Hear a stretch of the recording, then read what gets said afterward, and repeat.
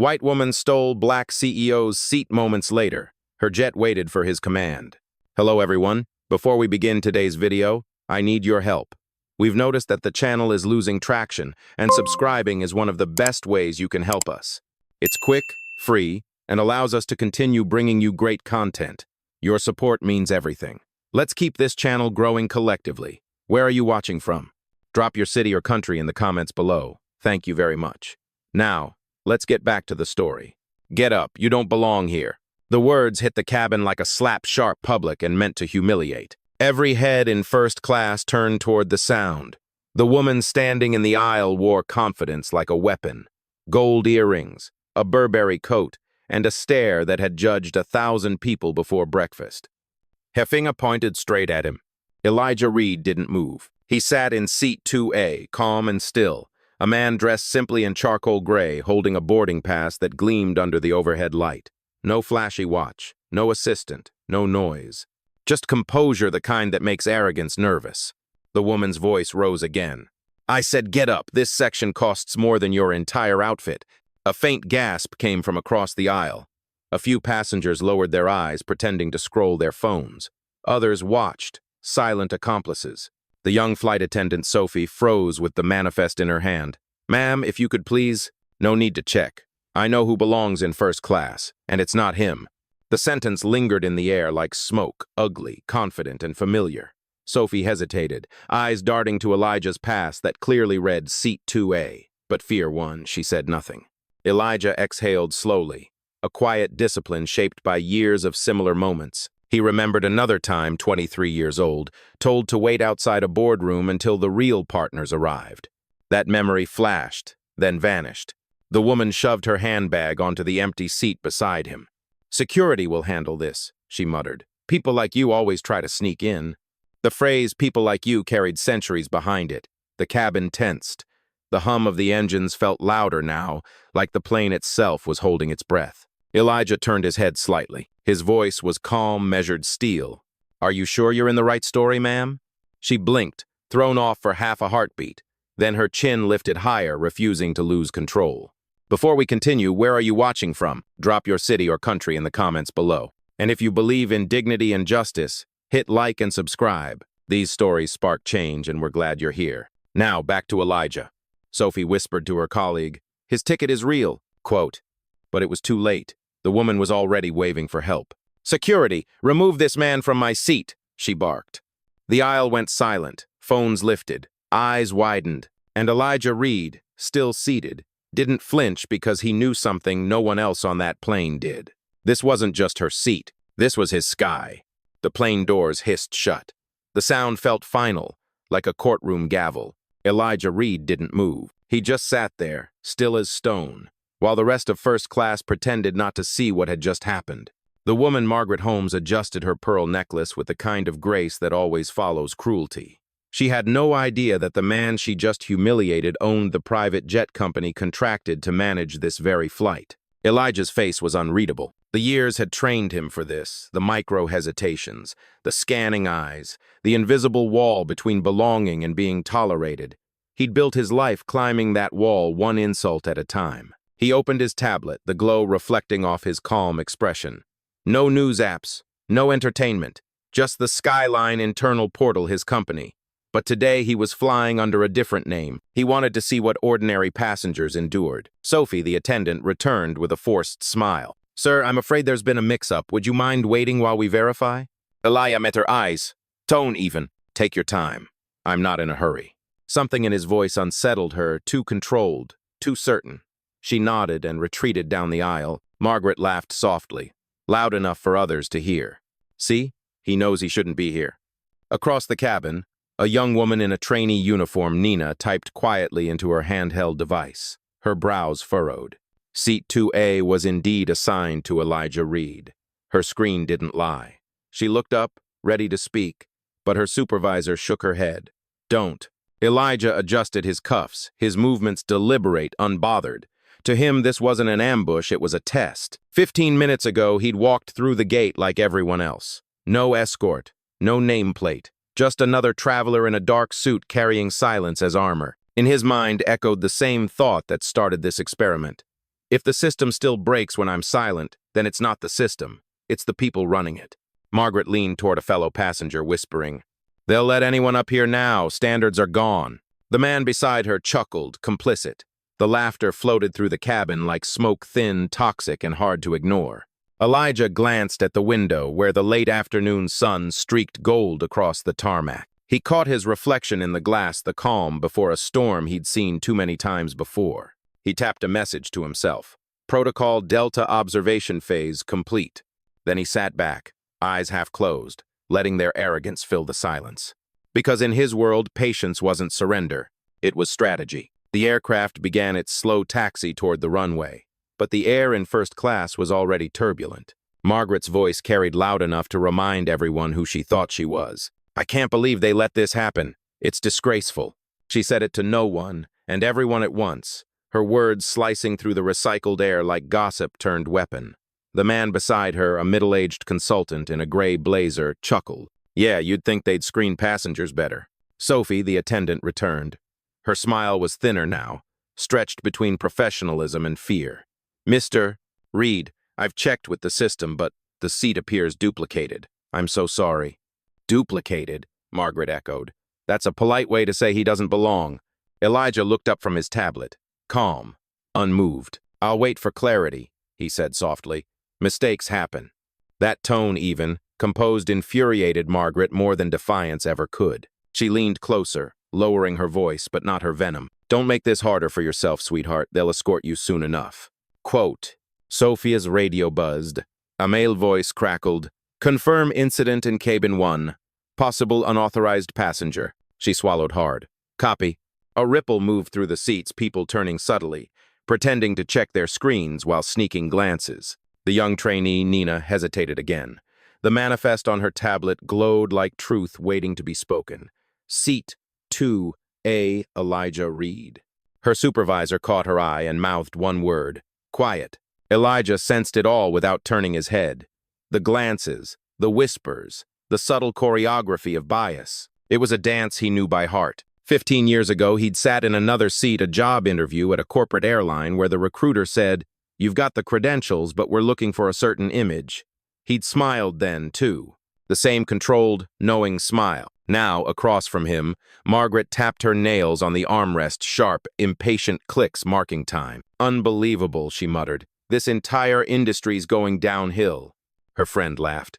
Maybe he printed his ticket at home. Elijah finally turned, voice level, eyes unwavering. "You're right," he said. "Everything is going downhill, just not the way you think." For a moment, Margaret froze, not because she understood, but because he didn't sound afraid. He sounded certain. Sophie's radio chirped again. "Security on standby." Margaret smirked, triumphant. "Good. Maybe next time he'll know his place." Elijah's gaze shifted to the window. The light outside had turned amber, like the calm before a storm. Inside, the atmosphere was charged, quiet faces, hidden cameras, growing discomfort. He knew what was coming. He'd seen this movie before. Only this time, he owned the theater. Nina Alvarez had been with the airline for barely 6 months, and already she'd learned the first unwritten rule: see everything, say nothing. But as she watched the scene unfold across the aisle, silence began to feel like betrayal. Margaret's laughter rippled again, that brittle kind that says, "I'm untouchable." She sipped her champagne and looked at Sophie. "Has security been notified?" Sophie nodded quickly, eyes low. "They're waiting at the jet bridge." Elijah didn't look up. He was reading a document on his tablet, the same internal operations memo Sophie's supervisor had ignored 3 weeks ago about staff bias complaints. He had written it himself. Nina's palms were sweating. Her handheld device still showed seat 2, a confirmed Elijah Reed. She glanced from the screen to him, to Margaret, to the cabin around her where luxury had turned into judgment. A man 2 rows back whispered to his wife, "This is uncomfortable." She replied softly, "Then imagine being him." Elijah heard every word but didn't react. He closed the tablet, placed it on his lap, and folded his hands, a posture that looked like patience but felt like restraint. Margaret leaned forward again, voice dripping with entitlement. "You people always make it complicated."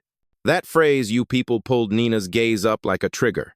She'd grown up hearing her father, a maintenance worker at this very airline, talk about fairness and dignity.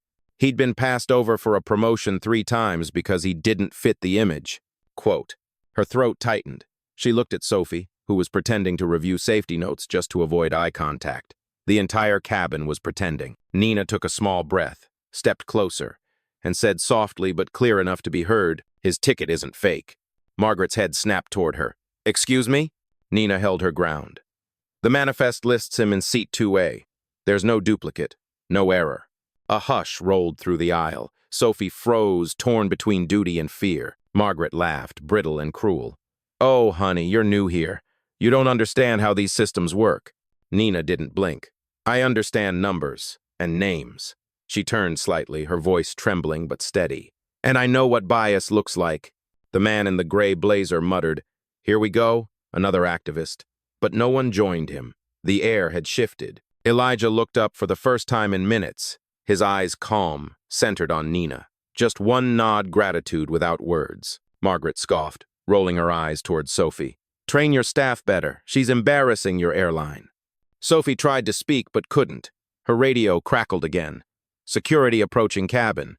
Margaret smiled like a queen about to be obeyed. Nina stood frozen, realizing her truth might cost her job, but staying silent would cost her soul. Elijah's gaze met hers once more, and for the first time she saw it clearly.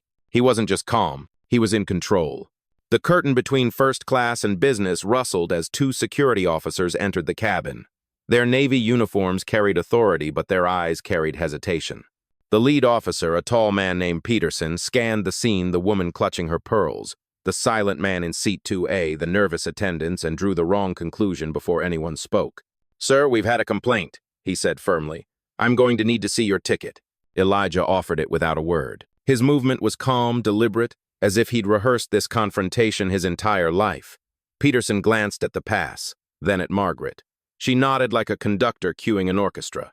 "That's him," she said. "He's refusing to move." The other officer, a younger recruit, shifted uneasily. "Captain says the flight can't depart until this is resolved." Margaret's smirk deepened. She'd won, she thought. She was about to see the man escorted out a story to tell over dinner about that scene on the plane. Then something cracked. Not the sound of metal or raised voices, something quieter, deeper. It was dignity hitting its limit. Nina stepped forward again. "That's not right. His name's on the manifest. I checked it myself." Peterson frowned. "Miss, this doesn't concern." "It does," she interrupted, voice rising for the first time. "You're about to remove the wrong person." Quote. Sophie grabbed Nina's arm. "Stop, you'll lose your job." But Nina shook her off. "Maybe that's the price." Elijah looked up at her, a calm anchor in chaos. For a moment, time slowed, the hum of the engines fading beneath the sound of his heartbeat. His memory opened like a door. He was 12 again, standing beside his mother in a department store while a clerk accused her of stealing. The humiliation on her face that day had burned into his bones. He'd sworn that when power finally found him, it would never find him cruel. The memory dissolved. He was back on the plane, calm, grounded. Peterson extended a hand toward Elijah's shoulder. "Sir, please stand." Elijah's eyes lifted, not angry, but razor sharp. "Touch me again," he said quietly, "and this airline will need more than an apology." Something in his tone, low, measured, absolute, froze Peterson mid-motion. Margaret scoffed. "He's threatening staff now. Do your job." Quote. The younger officer hesitated. "Ma'am, maybe we should double-check the manifest." "There's nothing to check," she snapped. "He doesn't belong here." The cabin went silent. Even Sophie stopped breathing. Elijah stood slowly, not in surrender, but in command. "You're right," he said softly. "I don't belong in this argument." He reached for his phone, tapped a single icon, and spoke into his AirPod. "Alex, initiate Phase 1 of Protocol Delta." Quote. A pause, then a voice replied through the small speaker. "Copy that, Mr. Reed." Peterson blinked. "Mr. Reed?" Elijah met his eyes, the faintest hint of a smile forming. The storm hadn't ended. It had just changed direction. The cabin lights dimmed slightly as the aircraft systems prepared for departure, but the real shift came from the man who still hadn't raised his voice. Elijah Reed remained standing beside Siat Tuye, phone in hand, calm as ever. Phase 1 confirmed, the voice repeated from his AirPod. "Corporate monitoring is active." The sound was soft, but it landed like thunder. Sophie's head snapped up. Nina froze mid-breath. Even Margaret's smirk faltered for a heartbeat. Elias' tone didn't change. Thank you, Alex. Proceed to verification sync. No one in that cabin knew what verification sync meant, but they could feel its weight. Peterson, the security officer, cleared his throat. Sir, I still need you to do your job, Elijah interrupted quietly, but do it right. Check your system again. The younger officer hesitated, typed something on his tablet, and frowned. The manifest just updated. Seat 2A Elijah Reed, verified. Margaret leaned forward, incredulous. That's impossible! I saw the glitch myself. Nina whispered. No, ma'am, the glitch was yours. The other passengers shifted uneasily. The balance of power had moved, subtle but undeniable. Elijah didn't gloat. He simply reclaimed space that was his. No one's leaving their seat, he said evenly. The problem isn't my boarding pass. It's your perception of who deserves to hold one. A murmur rippled through first class, uncomfortable truth echoing in leather seats. Sophie's face flushed. She whispered, Sir, are you? Traveling, Elijah replied. Just traveling. He sat again, slow and deliberate, reclaiming the position that had sparked all of this. He opened his tablet once more, and for the first time Sophie noticed the logo glowing faintly in the corner. Skyline Jet Group Internal Operations. Margaret saw it too. Skyline? That can't be. Elias Chaza lifted, meeting hers. Yes, the company managing this flight. I founded it 11 years ago. Her mouth opened, then closed again. Words failed her for the first time. The younger officer took a small step back. Sir, I apologize. Quote, apologies aren't currency, Elijah said quietly. Integrity is. From the back, a voice an ordinary passenger murmured, He owns the plane? Another whispered, Maybe not the plane, but something bigger. Elijah turned slightly toward the window, the setting sun painting gold across his reflection. For him, this wasn't victory. It was confirmation. He spoke into his mic once more. Alex, mark this incident for ethics review. Full playback, cabin 1. Include timestamps, staff interactions, and verbal triggers. Logged and secured, sir. Then he looked around the cabin, his tone steady, final. No one here loses their job because of my pride, but everyone here learns what fairness looks like when it finally takes a seat. The plane remained grounded for another minute. In that silence, dignity returned to its rightful owner. For a long breath, the cabin was silent, the kind of silence that follows shock, not peace. Then, as if on cue, the intercom chimed. Attention, Horizon Air Crew, a crisp female voice announced. This is Skyline Executive Command. Verification complete. Maintain position. Await further instruction. Heads turned. Sophie's mouth fell open. The officers froze. Margaret's grip on her wine glass trembled slightly, but her pride refused to. What kind of stunt is this? She demanded. You can't just... Elijah lifted a hand, calm, not to silence her, but to reclaim the air she had polluted. No stunt, he said softly, just structure. He rose from his seat again, slow, deliberate. The afternoon light from the window framed him, turning the navy of his suit into near-black authority without needing uniform or badge. You accused me of not belonging, he continued, his voice steady, clear. You called security on a man whose company keeps this plane in the sky. Quote. The words didn't echo. They settled heavy, unshakable. Margaret's mouth opened, searching for defense, but found none. That's impossible, she whispered. Sophie spoke before she could stop herself. It's true. Skyline owns Horizon's executive fleet. His name's in our database. Elijah Reed, founder and CEO. Nina blinked hard, barely breathing. The younger officer muttered under his breath, Oh my God. Quote, Elijah looked at Margaret, not with anger, but with the kind of calm that makes arrogance small. You wanted me gone, he said. You insisted I didn't belong, so here's your proof I don't belong beneath you. I never did. The older officer stepped forward, face red with embarrassment. Mr. Reed, I had no idea. Of course you didn't, Elijah interrupted gently. That's the problem. None of you look first. You just decide. The hum of the engines filled the void his words left. Margaret's pearl necklace shook slightly as she whispered, You could have just said who you were. Elijah tilted his head. And would you have listened before I had to be someone? Her silence was the only answer he needed. He turned toward the rest of the cabin. Some passengers looked ashamed, others quietly inspired. Phones that had been filming slowly lowered. This wasn't entertainment anymore. It was lesson. You all witnessed something ordinary, Elijah said, scanning the faces.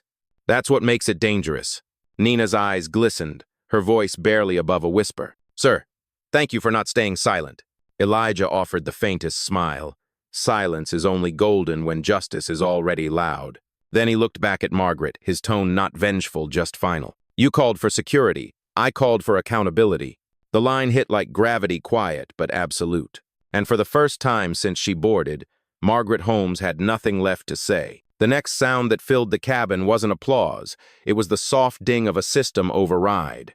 Every flight attendant's handheld device flashed red, followed by a line of text none of them had ever seen before. Executive protocol engaged, await command from Skyline HQ. Sophie's hands trembled as she looked at her screen. Margaret leaned forward, voice sharp but weaker now. "What does that mean? Someone fix this." Elijah didn't answer her. He was already on the phone. "Alex," he said quietly, "initiate personnel lockout for the following accounts. Chief Purser ID 3487 and Horizon Security IDs 9823 and 9824.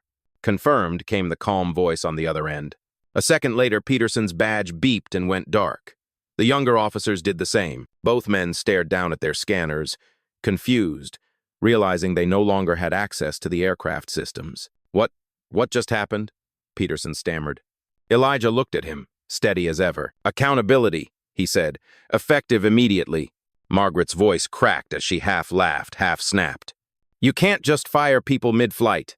Elijah turned toward her, eyes steady. "You're right. That would be unreasonable, which is why this flight isn't going anywhere until Horizon's leadership reviews this footage." He tapped his tablet. A live feed of the cabin appeared every second of the incident, recorded from multiple angles by the plane's interior cameras. "The system doesn't lie," he said softly. "People do." The weight of those words seemed to bend the air itself. Sophie took a step forward, whispering, "Sir, are we grounded?" "Temporarily," Elijah replied. "Fairness deserves a pause." The older passengers watched, stunned. The same man who had been accused of trespassing now dictated the operations of the flight itself. Margaret slumped back into her seat, face pale, voice cracking between anger and disbelief. "You think humiliating me makes you noble?" Elijah shook his head. "Humiliation isn't the goal. Clarity is." He turned slightly, addressing the rest of the cabin not as a CEO speaking to subordinates, but as a man restoring balance. "No one here loses their job because of her words," he said. "But no one hides behind silence either. The system only changes when the quiet people stop pretending not to see." Nina's voice broke through, trembling but firm. "Then count me in, sir." Quote. For the first time, Elijah smiled, small, real. "Good. Then maybe the system's already changing." Peterson lowered his eyes. "Mr. Reed, I apologize. I didn't look. I just assumed." "You're not the first," Elijah replied. "But you can be the last today."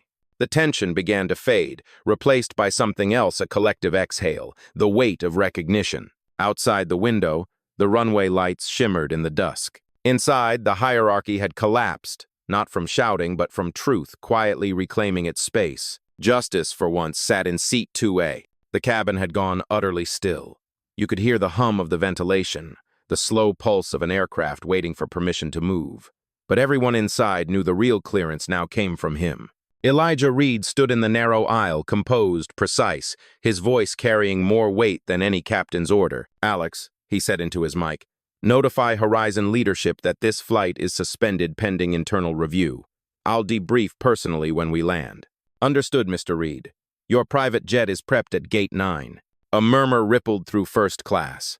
A private jet. Gate 9. The whispers grew curiosity mixed with awe. Margaret's composure finally cracked. Her lipstick trembled when she spoke. "You're humiliating me in front of everyone." "Cray!" Elijah turned to her, not cruelly, not even coldly, just honest. "No," he said. "You did that yourself. I'm just turning the lights on so you can see it." He gestured slightly to Sophie and Nina. "These two handled pressure most people wouldn't survive. They stay. Everyone else training starts tomorrow. Fairness Protocol 101. Sophie blinked, stunned. Nina covered her mouth, fighting tears. The officers stepped aside, heads bowed. Peterson muttered, "We'll cooperate fully, sir." Quote, "You'll learn, not grovel," Elijah said gently. "We correct behavior, not dignity." Then he reached for his briefcase from the overhead compartment and turned back to Margaret, who now sat rigid, her confidence drained but her pride still clinging to its last thread. "You asked me to get up," Elijah said. "I'm standing now, but only because I'm done sitting where ignorance tells me to." Her mouth opened, searching for some fragment of control, but nothing came out. Every passenger knew this wasn't just about a seat. It was about a mirror being held up, and everyone seeing themselves reflected in it. Elijah started toward the exit. Nina spoke softly. "Sir, thank you." He smiled slightly. "Don't thank me, just remember silence only serves the comfortable." As he walked down the aisle, people shifted, not away from him, but for him. A woman whispered, "That's him, the Skyline founder." Another murmured, "He handled it like a sermon." Quote, At the cabin door, Elijah paused, one hand on the frame, his tone lower now, meant for everyone, and no one at once. This flight will still reach its destination, just not the one it planned for. He stepped out. Through the window, passengers watched as a black sedan approached the jet bridge, then stopped beside a sleek white aircraft bearing the Skyline insignia. The door opened, his silhouette disappeared inside. The woman who'd once claimed his seat stared after him, the reflection of his plane glinting in her eyes. And somewhere between shame and understanding, she finally whispered to herself, he really did belong. The engines of the Skyline jet roared to life, a sound both final and freeing. Justice didn't shout that day. It simply took off. The door sealed behind him with a hiss not dramatic, not loud, but absolute. Through the cabin window, Margaret Holmes sat frozen in the same seat she had once guarded like a throne. The hum of the engines deepened, a bass note of consequence. Outside on the tarmac, the Skyline jet gleamed under the floodlights, his name embossed discreetly beneath the cockpit. Two pilots stood ready. The same flight crew who had once taken orders from Horizon's management now waited for his. Elijah walked calmly across the painted lines of the runway, his coat moving gently in the wind. He didn't look back at the plane behind him. He didn't need to. That chapter had already grounded itself. The sedan door opened. His assistant Alex stepped out, tablet in hand. "Incident file complete, sir. Footage archived, statements logged." Elijah nodded once. "Good. Send it to the Ethics Board and Human Resources tonight. Quiet resolution, no press. If they ask, tell them I wasn't angry. I was present." Alex smiled faintly. "That's worse for them." "It's better for us," Elijah replied. He paused before boarding, looking out over the airport, the blinking lights, the trail of departing jets, the endless noise of ambition in motion. He'd spent half his life chasing those lights. Tonight they followed him. Back inside the Horizon flight, the atmosphere had shifted. Passengers spoke in whispers. Sophie sat at her station, eyes glistening, realizing the man she doubted had saved her from something larger than embarrassment, from complicity. Nina exhaled, shoulders trembling, knowing she'd risked her job for truth and somehow found protection in the very person she tried to defend. Margaret remained silent, her reflection caught in the black glass of the window. For the first time, she looked small inside her own luxury. Her pearls no longer gleamed. They only reminded her of what she'd lost. Not privilege, but certainty. The intercom came alive one final time. The captain's voice, measured but shaken, spoke. "Ladies and gentlemen, due to operational review, we'll be taxiing back to Gate 9 for reallocation." Translation: He's taking his plane. We're taking accountability. On the tarmac, Elijah stepped into the cabin of his jet. Warm light greeted him, soft jazz hummed from hidden speakers, and a crew that knew his silence by heart stood at attention. "Ready for departure, Mr. Reed," said the pilot. "Clear for takeoff," Elijah replied. As the jet rolled forward, the Horizon plane in the distance looked smaller and smaller, a symbol of everything he'd outgrown. He glanced once at his reflection in the window, calm, grounded. "Dignity doesn't demand permission," he murmured. "It just needs space to rise." Quote, And then, as the Skyline jet ascended into the night, the world below finally learned what it meant to stand its ground by learning how to fly. At 30,000 feet, the city below was only light and distance, no voices, no judgment, just patterns of consequence fading into night. Elijah Reed sat by the window of his jet, the same posture he'd held all day, straight-backed, steady, contained. He didn't check his phone. He didn't need to. The incident would already be rippling through internal channels flagged for bias review, logged under behavioral escalation prevented. But to him, it wasn't a victory. It was a mirror held up to a system still too blind to see itself. Alex appeared beside him with 2 cups of tea. They've grounded the Horizon flight. Corporate's calling it a procedural delay. Elijah took the cup, the steam rising between them. Good. Let them rewrite the story if it helps them sleep. Truth doesn't need headlines. It only needs memory. Alex hesitated. You could have destroyed her, sir. The woman, Margaret. You had every right. Elijah looked out the window where the dark sky opened like a calm sea. Destruction's easy, he said. Correction takes control. The engines purred. Constant and confident, the sound of earned peace. His mind drifted backward. His mother's hands folding the letter from the bank that once denied their loan, the store clerk who asked if he could afford to touch the suit he later wore to his first board meeting, the hotel lobby that made him wait outside because his guest didn't arrive yet. Every insult had become a lesson in restraint. Every moment of exclusion had taught him the geometry of grace, how to stand without shrinking, how to rise without rage. He tapped the armrest twice, almost a rhythm. Alex knew it meant he was thinking. You've been quiet, Elijah said finally. Say it. Alex exhaled. You always talk about systems, fairness, dignity, but don't you ever get tired of being the example? Elijah smiled faintly, eyes still on the horizon. Every day. But if silence built the problem, then noise won't solve it. Presence will. The jet glided smoothly above the clouds, moonlight reflecting on its polished wings. Below, the world spun with stories like his unseen, unrecorded, unresolved. Power doesn't shout, he murmured. It aligns. Alex watched him for a moment longer before nodding. Destination New York confirmed, ETA 42 minutes. Good, Elijah said. Plenty of time to think about how to fix what broke before takeoff. He looked out once more at the open sky, limitless, unowned, equal to all who dared to climb. And somewhere far behind them, on a grounded plane full of uneasy passengers, a lesson lingered. Respect can't be demanded from the air you breathe, only earned from the way you carry it. Elijah closed his eyes, letting the hum of flight settle into silence. Tonight, the world had shouted its prejudice, but the sky, as always, answered in calm. The skyline of New York rose ahead like a constellation of purpose, quiet, glowing, and impossibly steady. The pilot's voice came through the intercom. Final descent, Mr. Reed. ETA 5 minutes. Elijah Reed opened his eyes, breaking from the calm that had carried him since London. The night outside was thick velvet, the city below pulsing with millions of unseen stories. He adjusted his cufflinks, not vanity, but ritual. Every landing deserved composure. Alex stepped closer, tablet in hand. Statement drafted for internal review. Do you want it public? Elijah shook his head. No announcements. We teach better when they don't see the lesson coming. Understood, Alex replied.